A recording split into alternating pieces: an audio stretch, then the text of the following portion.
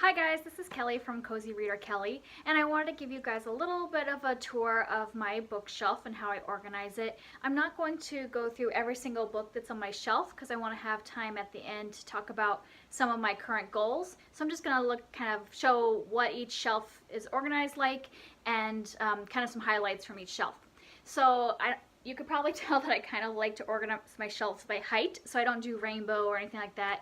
I'm kind of like things organized a certain way, and I like it to kind of go height order. I don't know, I'm weird like that. So my top shelf is mostly classics, and on this side I have the classics that I've already finished, and then the whole rest of them are ones I haven't read yet. And I have read more classics than just the couple over here on the red side, but I get a lot of my classics from the library, or if I didn't like a book, I just get rid of it. I don't keep books I don't like. So the only classics I actually have on the shelf that I've read are The Pearl by John Steinbeck and The Time Machine by H.G. Wells. And the rest of these I haven't read, except for one of the books inside the Sherlock Holmes set. I have read The Hound of Baskerville, but since it's a nice little box set, I just keep it all there together. And so those are all classics. Some of the ones I really do want to read are the rest of the Sherlock Holmes books, and I've been in a Steinbeck mood recently, so I do want to read East of Eden when I get a chance. And then on this shelf, all the things on my bookshelf that aren't books are things that have been handmade by either myself or people in my family. So this little container that I have here was made by my dad. Just hide something in there. He's a wood turner, so he likes to make me little things for my shelf. And then this kaleidoscope right here, I actually made this in a class I took about kaleidoscopes. I have about, I don't know, maybe 6 or 7 kaleidoscopes I've made. And then the stand that the kaleidoscope is on, my dad made in his wood turning studio for me to display my kaleidoscopes. And then the second shelf is mostly books that I've owned for longer than a year. So all of these are things that I've bought before 2018 for the most part. I think there's like one that I've gotten since then, but I just had room on that shelf, so I threw it in there. But for the most part, I've had these for a while. Some of them for a really long time, like Primal Fear. I think I showed a video recently. I've had this since high school, so maybe around 98. So it's been a while. But the rest of these, some of them I only got last year. Like there's like The Night Circus on here, which I want to read, which I only got maybe 2 years ago. And I do want to get to that. So I have those ones that are a little bit older. And then, of course, my Harry Potter box set is over here. And I got this when last time my husband and I went to Australia, which was, I think, 2012 or 2013. And I really wanted to buy it in Australia because I wanted the British version. And I've never been to Great Britain, but I have been to Australia several times. So I knew when I was going that I was going to buy it there. And I wanted to buy it there because I wanted to get the version that has Philosopher's Stone. And I know now I could order online, but back then I was like, well, I know I'm going to Australia. I know they'll have it there, so I'll just get it as a souvenir so that I can remember that I got this while I was in Australia. So I think these are like the UK Bloomsbury edition that was published in 2010, I think. So they're all paperback. And then for the items that I made on the shelf, I took an enameling class, and so this is a leaf I made.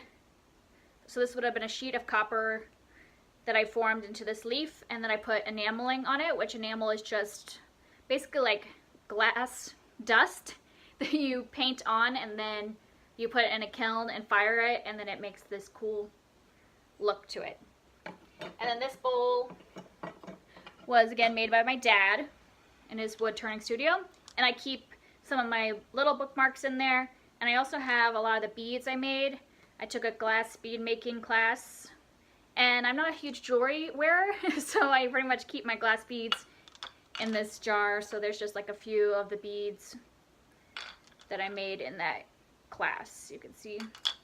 So the cool ones that I really like, I display them in here, just so I can say I have them, even though I don't actually wear them. So I made all those. Alright, moving on to the next 2 shelves, and this shelf is all the books that I bought this year in 2018. I got rid of a bunch of old books so that I could free up a whole shelf for new books. So if you've seen any of my recent hauls, you would have seen all these books.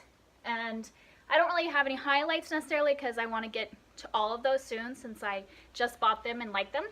This rock right here is a geode, and my husband's grandfather was, oh,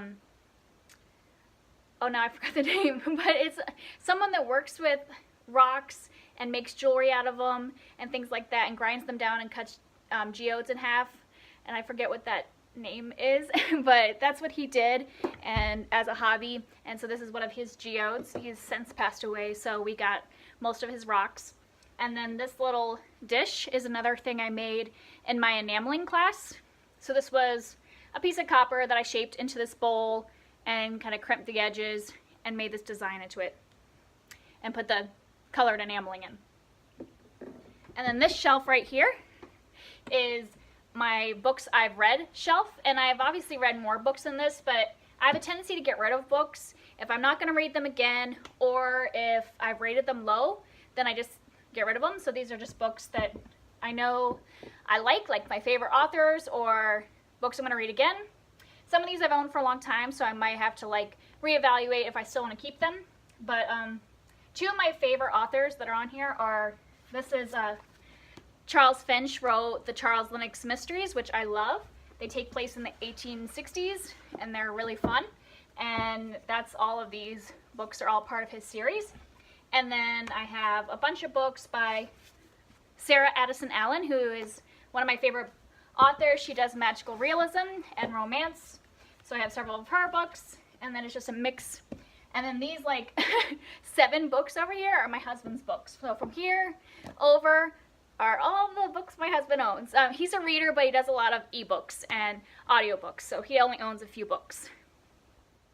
These are my bottom 2 shelves, and this shelf is nonfiction, and so from here over are just regular nonfiction, mostly memoirs because that's what I like, a couple plays in the middle, and then on this side are all kind of like my religious, so like my Bibles from when I was a kid and some like Bible devotionals, things like that. And then my very bottom shelf is kind of my YouTube shelf, so this is like things I have sorted out for different videos. So like this is my TBR readathon TBR, and these are my books from when I did my video on reading old favorites. These are the books I have out from the library.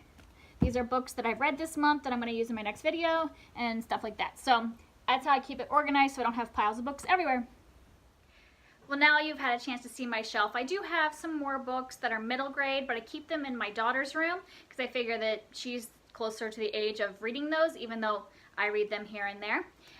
But the reason I keep it organized this way, kind of not by real genre, but by kind of more recent books and older books and classics, is that that kind of feeds into my goals. And I wouldn't say they're my goals for 2018. They're just kind of what I'm trying to do now, which is I try to read one classic a month, one of my older books to kind of get rid of some of those older ones, and then a new book that I just bought.